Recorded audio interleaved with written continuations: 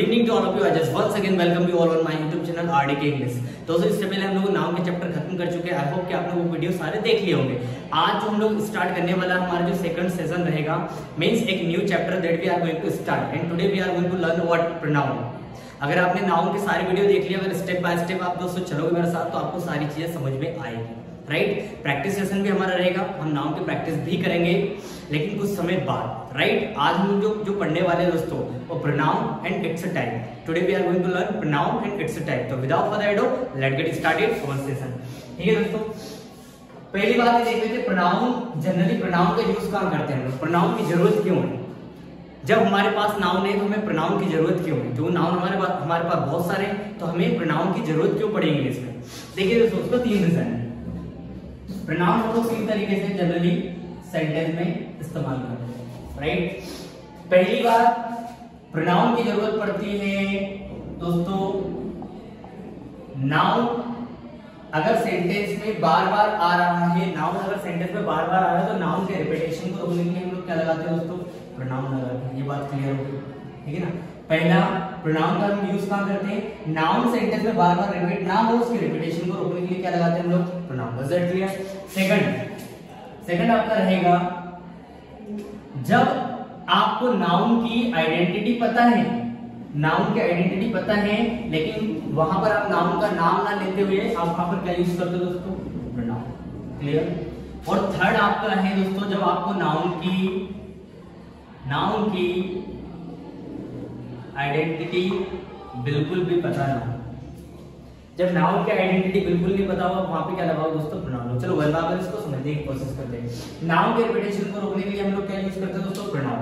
देखिए कैसे, मैंने लिखा राम इज गुड बॉय, ठीक है ना, एंड राम इज स्मार्ट। अब इस सेंटेंस में देखो राम राम दो बार रिपीटेशन होगा राम का, तो उसका दो बार रिपीटेशन ना हो तो उसको रोकने के लिए हम लोग उसकी जगह कौन सा यूज करते हैं? क्या यूज करते हैं? जनरली प्रोनाउन यूज करते हैं। तो ये राम दो बार रिपीट ना हुआ, सेकंड वाले में क्या करा दोस्तों? काट दिया, उसकी जगह क्या यूज किया मेरे दोस्तों? प्रोनाउन यूज किया। ठीक है, इतना समझ में आ गया? अब नाउन की आइडेंटिटी जनरली हम बचपन से रखते हैं। प्रोनाउन की आइडेंटिटी हम लोग जनरली बचपन से मगअप करते आए। Pronoun is a word which is used in the place of the noun. Pronoun वह शब्द होता है जो नाउन के स्थान पर यूज किया जाता है।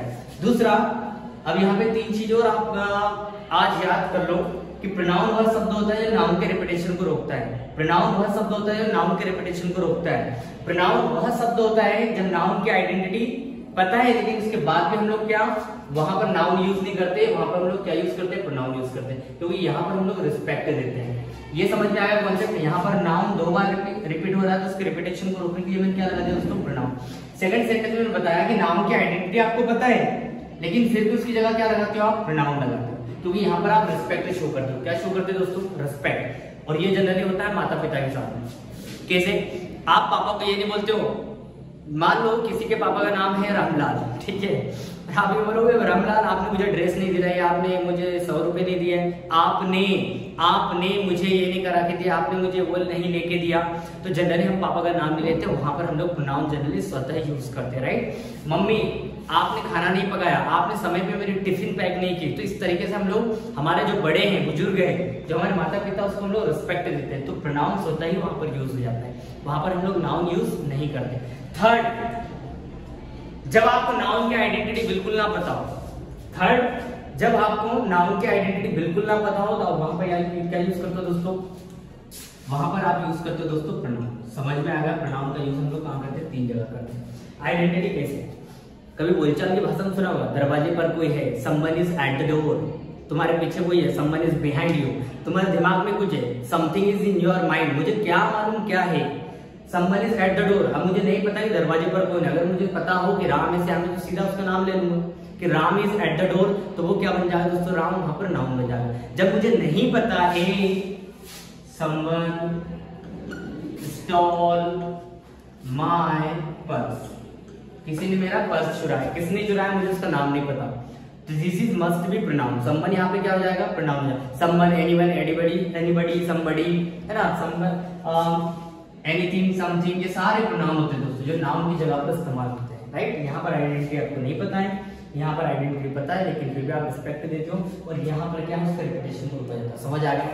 इज दैट क्लियर दोस्तों? ये 3 पॉइंट, ये 3 चीज आपको याद रखना है, इसी के जरिए जनरली हम लोग प्रोनाउन का यूज सेंटेंस में करते हैं। ठीक है, तो थोड़ा आगे बढ़ते हैं हम लोग दोस्तों। अब थोड़ा सा और आगे चलते हैं हम लोग। प्रोनाउन जनरली सेंटेंस में करता क्या है? प्रोनाउन याद रखना, सेंटेंस में किसी भी सेंटेंस का सब्जेक्ट होता है और प्रोनाउन उसी सेंटेंस का क्या होता है दोस्तों? ऑब्जेक्ट। सब्जेक्ट और ऑब्जेक्ट का काम क्या करता है? अपना प्रोनाउन करता है। चाहे नाउन या प्रोनाउन, ये दो ही ऐसे होते हैं जो किसी भी सेंटेंस के सब्जेक्ट होते हैं, किसी भी सेंटेंस के ऑब्जेक्ट होते हैं। चलिए फॉर एग्जांपल आप देखें, मैंने लिखा आई लाइक इट। आई क्या है दोस्तों? प्रोनाउन है, ठीक है ना। लाइक क्या है? आपकी वर्ब है। इट क्या हो जाएगा? आपका ऑब्जेक्टिव केस में क्या आ गया दोस्तों? आपका प्रोनाउन है। तो मेरा कहने का मतलब वो ये है कि प्रोनाउन क्या करता है? किसी सेंटेंस का सब्जेक्ट होता है और ऑब्जेक्ट होता है। Is it clear?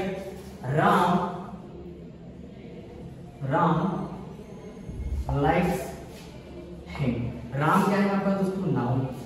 लाइक्स क्या है? वर्ब। हिम क्या हो जाएगा? आपका प्रोनाउन। ऑब्जेक्टिव केस में क्या यूज किया मैंने? प्रोनाउन यूज किया। इज इट क्लियर दोस्तों? तो नाउन और प्रोनाउन आप ऐसे याद रख सकते हो कि जो नाउन होता है और जो आपका प्रोनाउन होता है, ये दोनों ही, इनके बगैर सेंटेंस बन ही नहीं सकता। कोई भी सेंटेंस हो, ये दोनों ही किसी भी सेंटेंस के सब्जेक्ट और ऑब्जेक्ट होते हैं, राइट। आप एडवर्ब से सेंटेंस पूरा नहीं बना सकते जब तक उसमें नाउन या प्रोनाउन नहीं, वो सेंटेंस हमेशा अधूरा रहेगा। इज इट क्लियर दोस्तों? चलिए तो हम लोग क्या करते हैं, थोड़ा सा आगे बढ़ते हैं।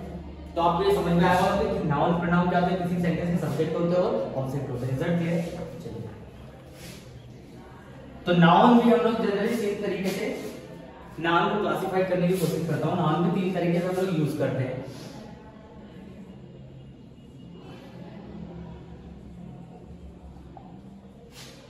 पर्सनल प्रोनाउन, थोड़ा सा मैं पर्सनल प्रोनाउन के बारे में बताना चाहूंगा दोस्तों। Personal pronoun, right.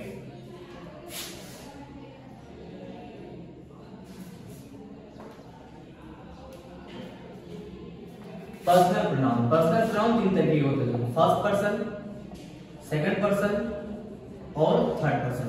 First person में क्या आ जाएगा दोस्तों? आई और वी। आई और सेकंड पर्सन, थर्ड पर्सन। आई और वी आपका फर्स्ट पर्सन है। फर्स्ट पर्सन इसलिए बोलते हैं, जो बोलने वाला स्पीकर वो क्या कहलाता है दोस्तों? First person. सेकंड पर्सन जो सुनने वाला है, यू आपको क्या आएगा? Second person. और थर्ड पर्सन आपको बचेंगे ही, शी, इट और right. These are the third person. Clear दोस्तों? फर्स्ट पर्सन बोलने वाला, सेकंड पर्सन जिसको बोल रहा है, जिससे बात हो रही है, एंड थर्ड पर्सन जिसके बारे में बात हो रही है। क्लियर? इज इट क्लियर दोस्तों? फर्स्ट पर्सन हम लोग बोलेंगे जो स्पीकर होगा, जो बोलने वाला होगा, राइट। थर्ड सेकंड पर्सन जिससे बात हो रही है, एंड थर्ड पर्सन जिसके बारे में बात हो रही है। Is it clear? तो हमारे पर्सनल प्रोनाउन भी 3 तरीके से होते हैं, फर्स्ट पर्सन, सेकंड पर्सन और थर्ड पर्सन। इन प्रोनाउन को हम लोग 3 तरीके से हम लोग डिवाइड करते हैं, जहां पर हम पाते हैं फर्स्ट पर्सन में बोलने वाला, आई और वी आपका क्या होता है? First person. अब यहाँ पे मुझे याद रखना, आई हमेशा कौन सी वर्ब लेता है दोस्तों? सिंगुलर।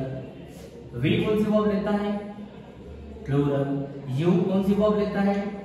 प्लूरल। और ही, शी, इट, नेम आपकी वर्ब लेंगे सिंगुलर, ठीक है ना। और नेम, जनरली नेम को कोई नाउन नहीं होता, ये जनरली नाउन होता है। यहाँ पर आप दे कर दो, that would be what? Third person. तो दे आपकी कौन सी वर्ब लेगा? प्लूरल। आई हमेशा दोस्तों क्या होता है? जनरली सिंगुलर होता है, लेकिन इसको प्रेजेंट इंडेफिनिट टेंस में, कौन से टेंस में? प्रेजेंट इंडेफिनिट टेंस में, प्रेजेंट इंडेफिनिट टेंस में प्लूरल कंसीडर किया गया है। क्यों कंसीडर किया गया है? क्योंकि इसके साथ में कौन सी वर्ब लगाते हैं हम लोग? Do. I do not go there. और जनरली आई को पास्ट में, कहां पर दोस्तों? आई को पास्ट में सिंगुलर माना गया है। क्या माना गया है?